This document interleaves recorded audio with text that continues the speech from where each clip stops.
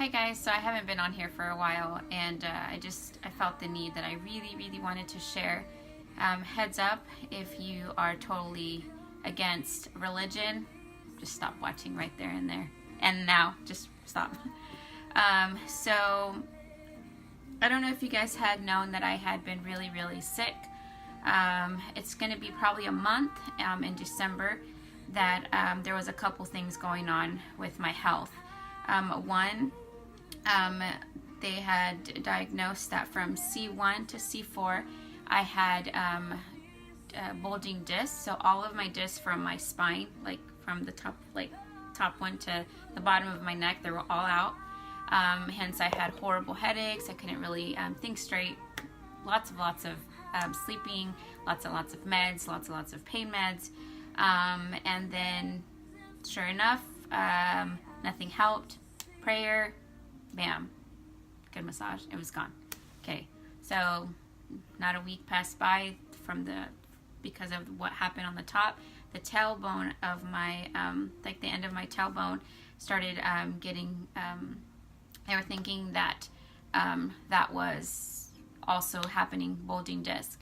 I don't know if you guys know, but when you have insurance, you have to, private insurance, you have to get a lot of referrals and things like that to get MRIs, to get checked. So a lot of office visits, a lot of co-pays on a month that I'm not working because obviously I'm sick.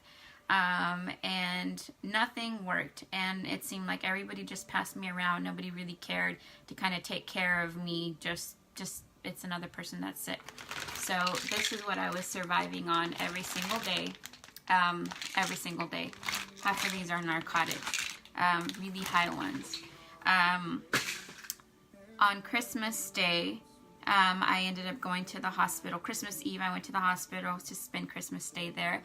I was in a lot of pain. I don't know if you guys ever felt a back spasm, but it almost like paralyzes you a certain part. Like it just hurts extremely bad. Like you can't move your leg or cramps down your leg, all that good stuff.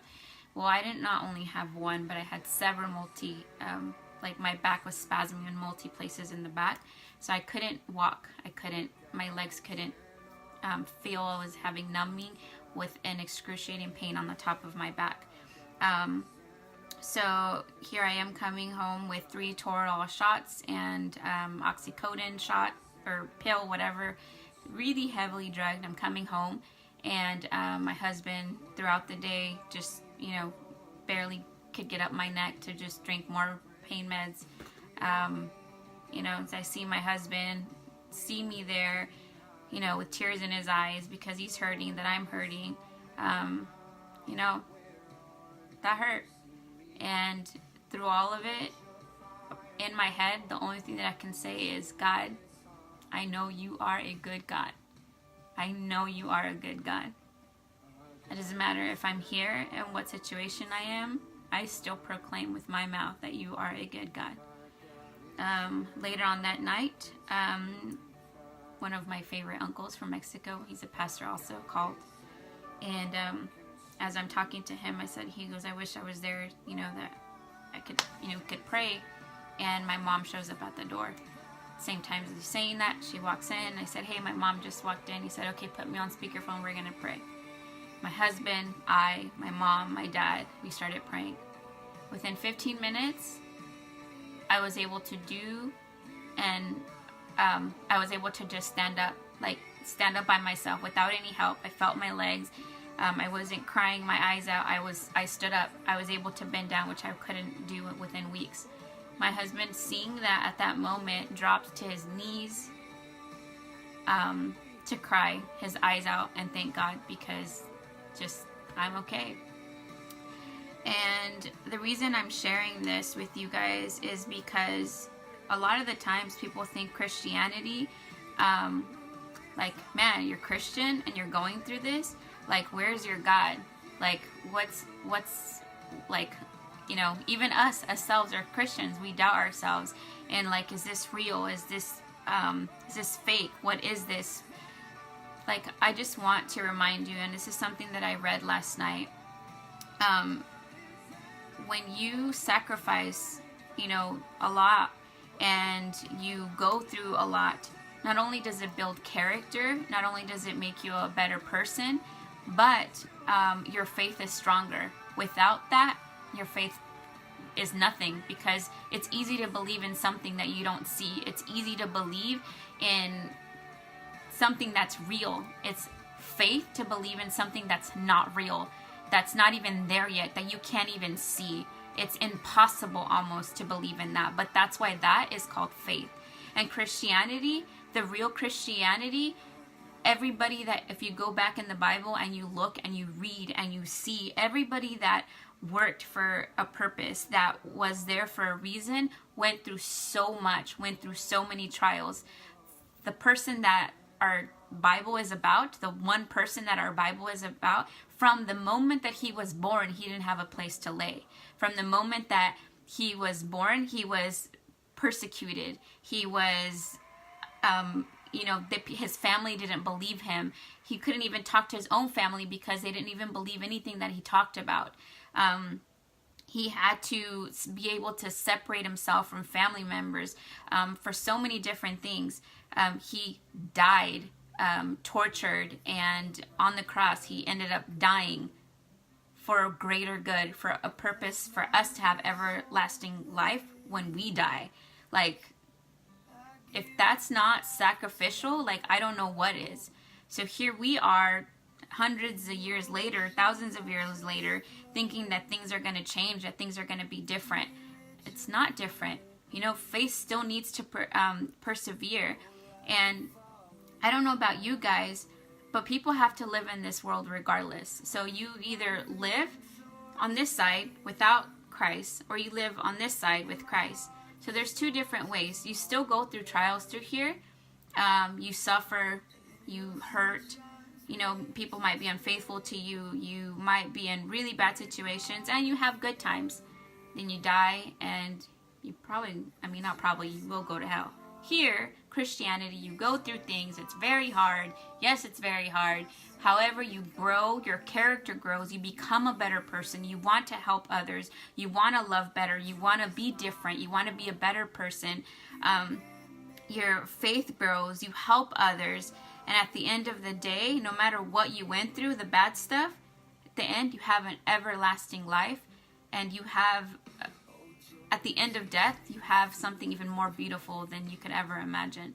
So I don't know about you, but I'd rather do this one, because we're both going to suffer probably just the same. Probably this one's a little bit worse, I'm not even going to lie.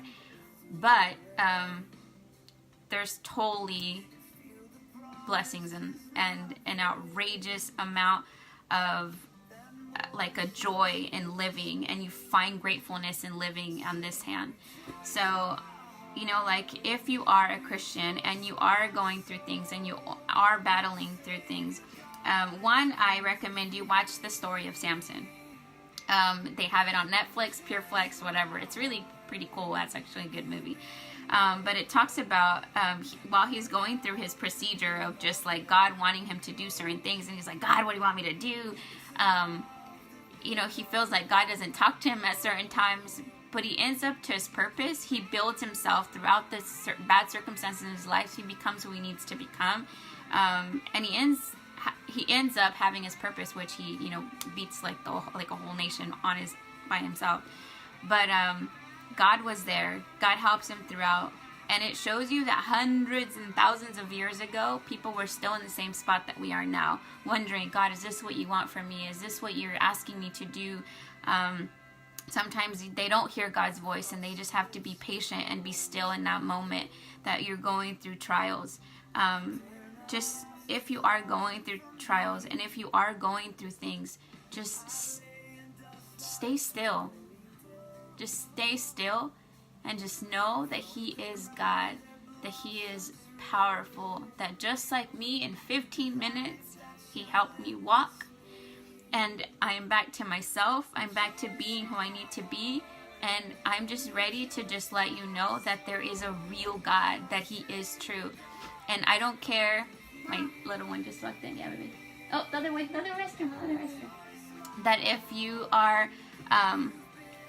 are lost and torn, and you're thinking of wanting and starting a new year, and you want to try out this thing called Christianity, try it. I assure you that you won't regret it. But just heads up, there is sacrifice to be made, because you cannot say, I really don't believe that just because we water down the gospel that it's going to make it any better. You know, God is there, but he deserves honor. He deserves praise. He deserves for us to talk about him. He deserves that. He gives us so much. He gives me so much. He gives me a loving husband, a wonderful kids, a blended family that in no circumstances should have been successful.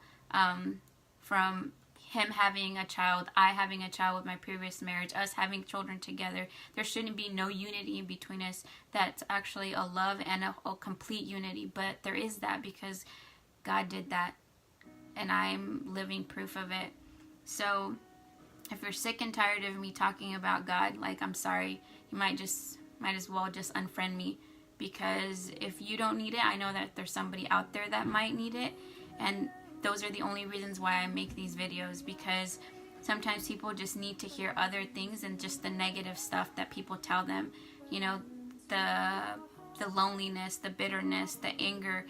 Like, they need to hear life and know that there is hope out there other than just what people say, what you see on social media. So just wanted to let you guys know about my little miracle, and it's not even little.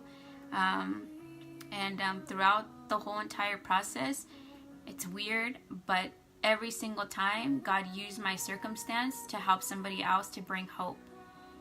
And as crazy as this sounds, being bedridden for 2 weeks and suffering, but to know that I was able to be a help and comfort to somebody else through really hard times, and to see me hold on strong because of it and hold on to my faith, that it can help them to hold on to that faith, I would do it again.